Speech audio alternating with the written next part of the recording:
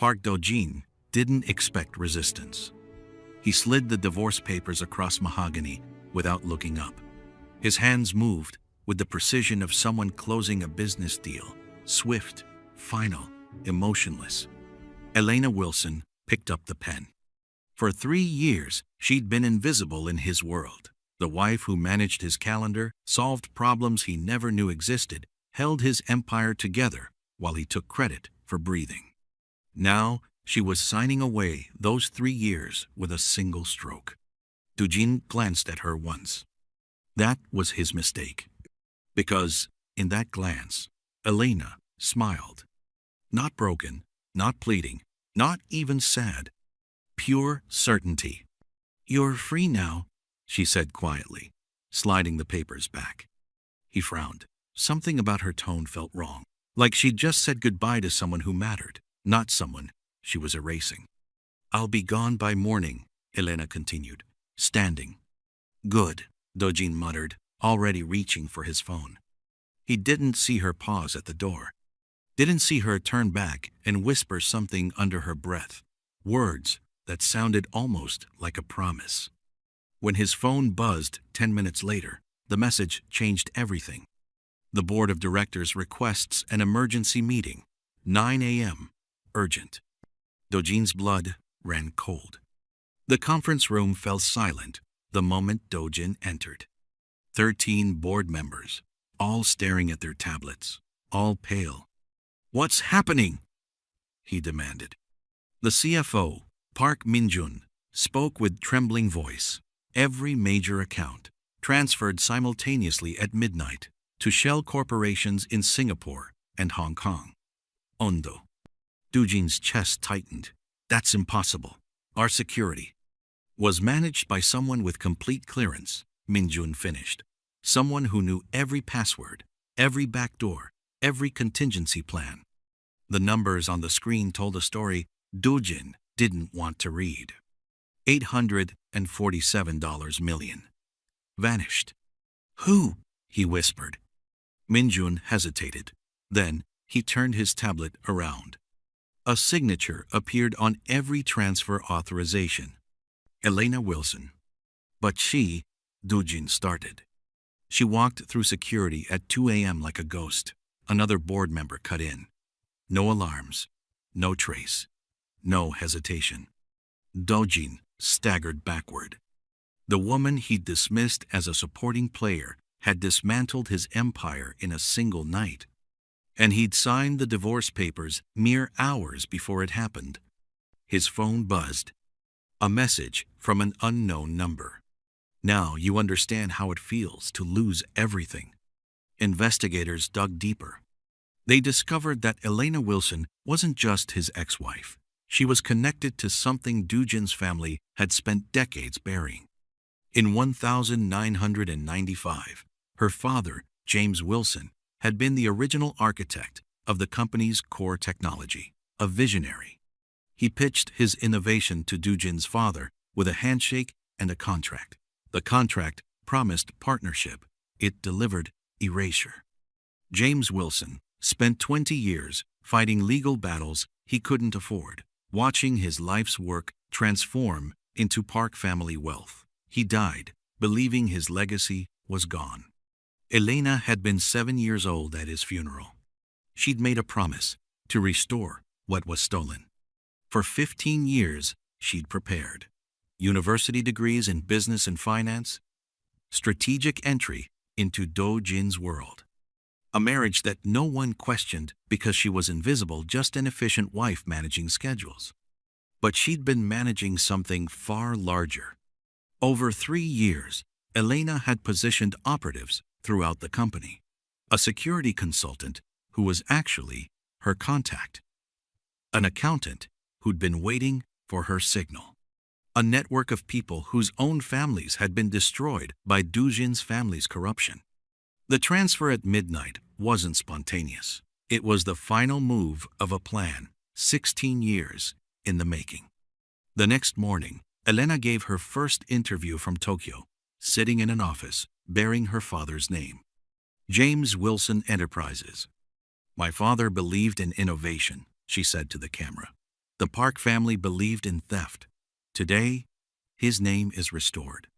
Dujin watched from his empty office, finally understanding.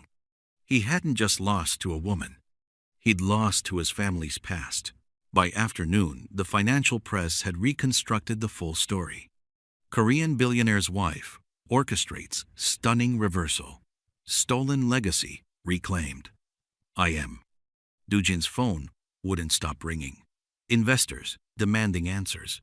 Banks freezing accounts. Partners canceling contracts. The carefully constructed facade of Park Dojin's invincibility crumbled in real time. He called Elena's number. It went straight to an automated message. This number is no longer in service. His security team presented forensic evidence. The shell corporations had been registered over 6 months. The backdoors installed methodically over a year. Elena hadn't executed this overnight. She'd been orchestrating it in silence for 3 years, waiting for him to give her the exact moment she needed. The moment he filed for divorce. Because buried in the settlement papers hidden in subsection 7, paragraph C was a clause Elena had inserted. If he filed for divorce within 3 years, controlling interest of the company's core subsidiary automatically transferred to her. He'd given her everything by signing. Lee Seo-yun texted him, "I'm leaving the country. Goodbye." He didn't respond. Because in that moment, Dujin understood Elena had orchestrated Seo-yun's presence too, making him feel like a man with options, a man moving forward. A man who didn't need the wife he was discarding. Seo-yun had been a prop in Elena's design. That evening, his personal attorney uncovered something buried in the encrypted files Elena had left accessible. A video. Security footage from 3 months ago. Him, Seo-yun. A private conversation he thought no one had heard. "She's becoming too indispensable," Seo-yun laughed. "We should use her somehow." His own voice followed. "She's just a wife. Useful. Disposable." The video cut to black. Then text appeared. She heard everything. Within 72 hours of the board meeting, Park Dojin's empire transformed from fortress to rubble. The subsidiary was liquidated. The office building sold to a competitor. The manufacturing plants shuttered. The R&D division dissolved. It was systematic, surgical. Like watching someone disassemble a machine they'd built from the inside. Dujin sat in an increasingly empty office, watching his life evaporate. His mother called, screaming about family shame. His father had a health crisis. Investors filed lawsuits. The media dubbed him the billionaire who lost everything. Some mornings, he'd wake up and forget for a moment that everything was gone. Then, reality would crash down again. The empire, the money, the identity, all of it had been built on theft. By the end of the first week, Dujin had moved into a small apartment in Gangnam. The irony wasn't lost on him. The man who'd once occupied the top floor of Seoul's most prestigious tower now lived in anonymity. No name on the mailbox, no recognition, just another forgettable person in a city of millions. For 2 months, he barely left the apartment. He didn't eat regularly, didn't sleep properly, didn't answer calls from people who'd once courted him. The billionaire society that had celebrated him had simply erased him a footnote in a scandal, a cautionary tale. One afternoon, he received a package. No return address, just his name. Inside was a book about his family's history, a timeline of his father's theft, documents, evidence, everything Elena had gathered. Below it, a note. "When you're ready to understand what we lost, read this." Dojin held the book in his trembling hands. And for the first time since the collapse, he cried. Among the divorce documents he'd never fully examined, Dojin found an envelope. His name was written in Elena's handwriting. Inside was a letter, dated 3 years ago, the day they married. "Dujin, you're reading this because I've finally finished what I started. You're probably angry, betrayed. That's the point. 3 years ago, I married you knowing exactly who you were. Not the billionaire, the man whose family murdered my father's legacy. Your father promised partnership, delivered theft. My father died, fighting a legal battle he couldn't afford, knowing his life's work was gone. I promised him it would come home. Every document I organized, every crisis I solved, every night I stayed late. I was cataloging your empire, learning its weaknesses, positioning myself for the moment I could reclaim what was stolen. You thought I was beneath you, supporting you. That was my advantage. You signed a marriage license without reading it. You signed divorce papers without examining them. You trusted someone you'd already decided didn't matter. That was your arrogance. The money, the company, the technology, none of it was ever yours. You inherited theft. I'm correcting history. I don't regret helping you. I regret forgetting myself while I waited for you to choose me. His name will be on everything now. Elena. Dujin read the letter until the words blurred. Each sentence was a blade. By the final reading, he understood something profound. Elena had never hated him. She'd simply seen him clearly from the beginning. And he'd never learned to see her at all. 3 months into his apartment exile, the media erupted with a complete story. Daughter of stolen legacy reclaims billionaire empire in stunning reversal. Elena gave her second interview from James Wilson Enterprises Tokyo headquarters. Composed, articulate, devastating. My father believed in building something meaningful, she said to the camera. The Park family believed in taking. Today, his work is restored. His name is restored. His vision will finally change the world, as he intended. Overnight, Elena Wilson became a symbol of justice. The woman who dismantled a corrupt empire from within. The daughter who'd avenged her father. Every media outlet suddenly wanted to tell James Wilson's original story, the theft, the cover-up, the decades of erasure. Investors who'd once courted Dojin now courted Elena. Her company's funding rounds were oversubscribed within hours. Tech companies wanted partnerships. Universities wanted to feature her story. She'd transformed from invisible wife to visionary entrepreneur. The transformation was complete. Meanwhile, Dojin watched from his small apartment, reading articles about a woman he'd married but never known. Investors filed lawsuits against his family. His father issued a statement denying everything. It was too late. The court of public opinion had already decided. Dujin's younger sister changed her last name. His mother filed for separation. His extended family issued statements distancing themselves from his father's actions. The empire that had taken decades to build collapsed in months. And Dojin understood something that kept him awake at night. He hadn't just lost a wife. He'd lost the only person who'd ever tried to teach him how to see. For the first time in months, Dujin left the apartment. He attended a therapy session he'd booked weeks prior but hadn't shown up for. His therapist asked a simple question. What did you actually know about your wife? He couldn't answer. Because the truth was nothing. He'd known her schedule, her efficiency, her usefulness, but not her. Never her. He'd married Elena Wilson and never once asked who she was. Over the following weeks, Dojin began pulling old documents, photographs from company events where Elena stood in the background, always watching. Board meetings where she'd taken notes. Strategic moments where she'd asked the right questions to expose weaknesses only she could see. She'd been building a map of his empire while he'd been living inside it. A news story emerged.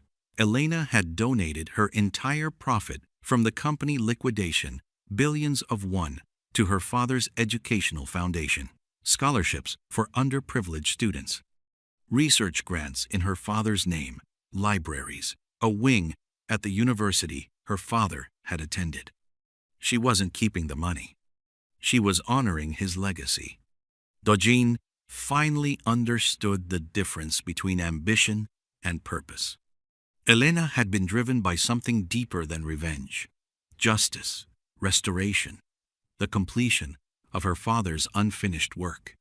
He'd been driven by nothing but the maintenance of power. But understanding came too late, because the next morning, Dujin's father was arrested, charged with fraud, intellectual property theft, and conspiracy. The case was airtight. Elena had preserved everything: correspondence, contracts, transfer documents, everything that proved the original theft. The final blade had fallen, and Dojin was still drowning in its shadow. Within weeks, the criminal investigation expanded. Dojin's father, Han Min-ho, faced charges that would likely spend his remaining years in legal battles. Dojin's mother filed for separation, citing emotional abandonment and moral bankruptcy. His younger sister had already changed her last name. His extended family issued statements distancing themselves from his father's actions.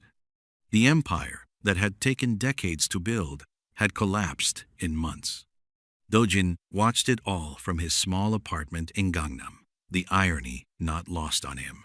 The man who'd once occupied the top floor of Seoul's most prestigious tower now lived in anonymity. His father spent his final years fighting legal battles, much like Elena's father had. The cycle completed itself. One afternoon, Dujin's phone buzzed with a news alert.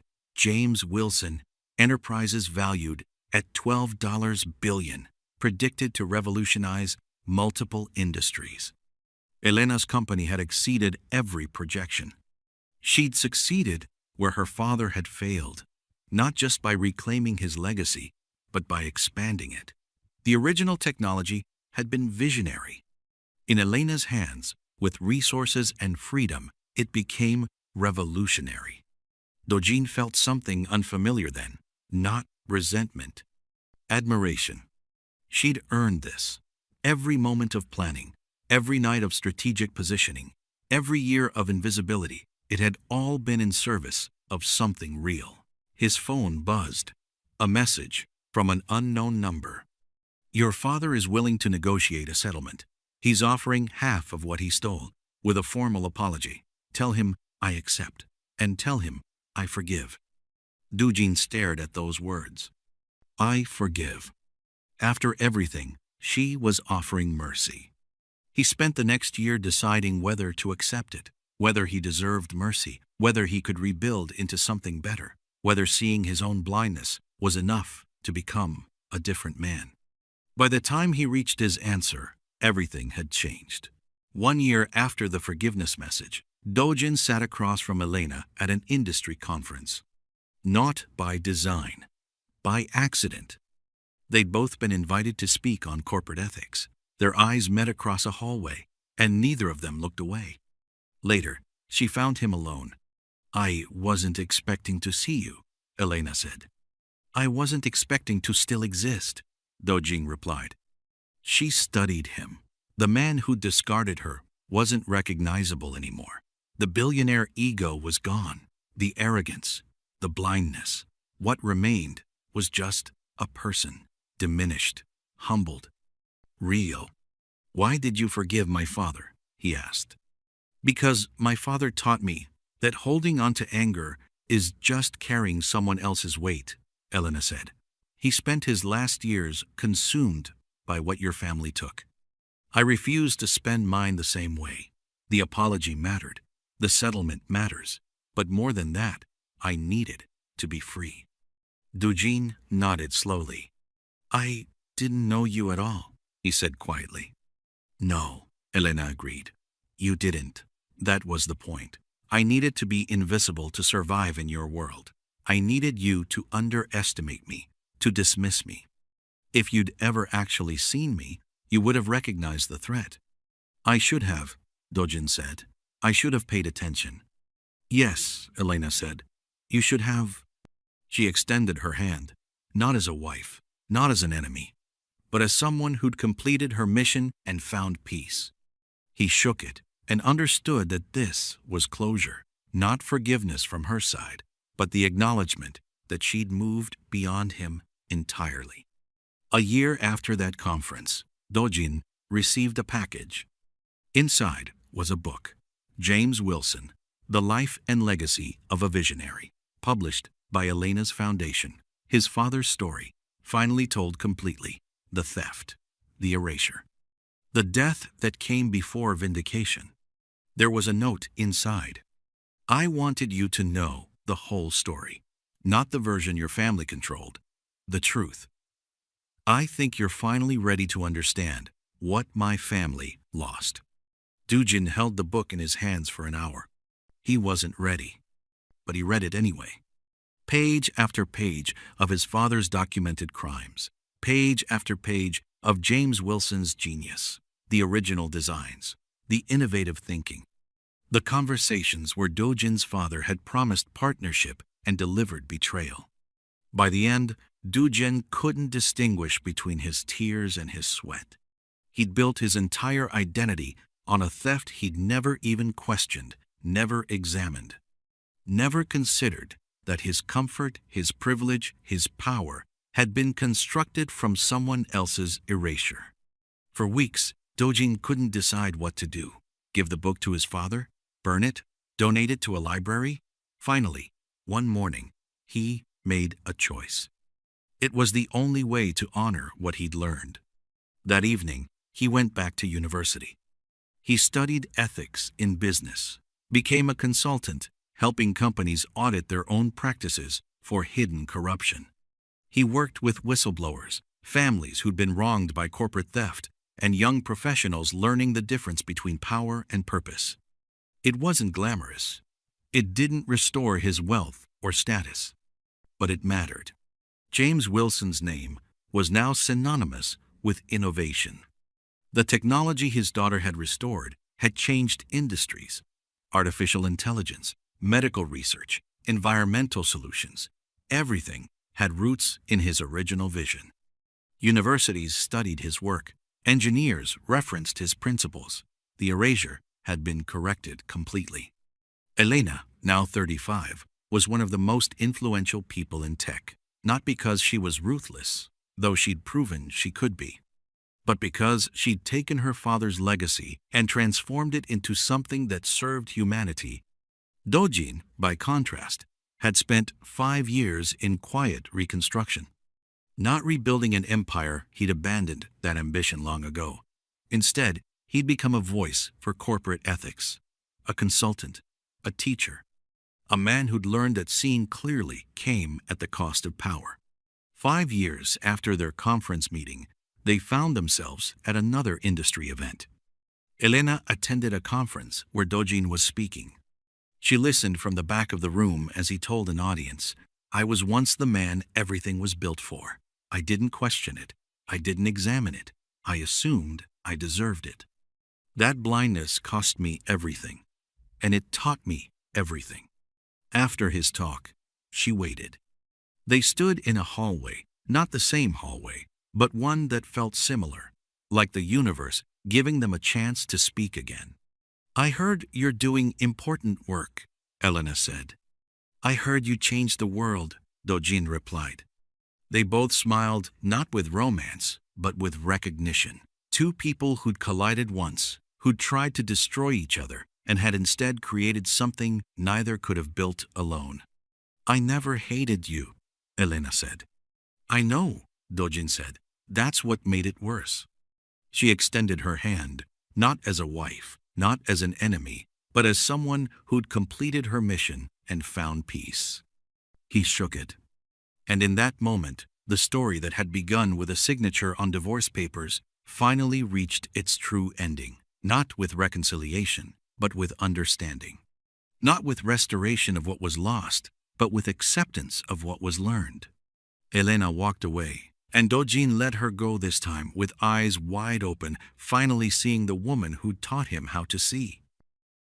What is built on someone else's pain can never stand forever. The truth may be delayed, but it is never defeated. In the end, justice remembers what the world chooses to forget.